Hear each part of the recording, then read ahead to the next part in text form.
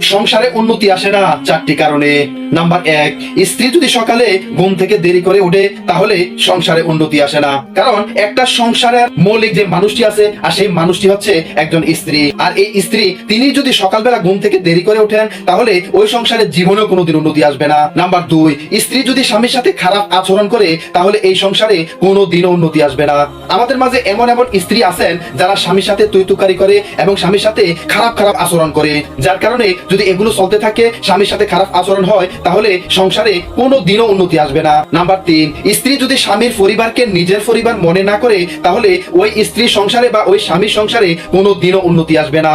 দেখুন, আমাদের মাঝে এমন অনেক স্ত্রী আছে যারা স্বামীর সংসার করছে সেটা ঠিক আছে, কিন্তু স্বামীর সংসারকে সে তার শ্বশুর বাড়ির সংসার, তার স্বামীর সংসার, তার শাশুড়ির সংসার মনে করছে। সে তার নিজের মতো করে স্বামীর সংসার করছে না, স্বামীর সংসারকে সে আপন মনে করছে না, যার কারণে ওই সংসারে কোনোদিনও উন্নতি আসবে না।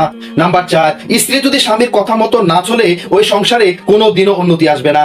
আজকাল আমাদের মাঝে স্ত্রী স্বামীর কথা শুনতে চায় না, স্বামীর বাধ্য থাকতেই চায় না, স্বামীর অবাধ্য হয়ে তারা চলাচল করে।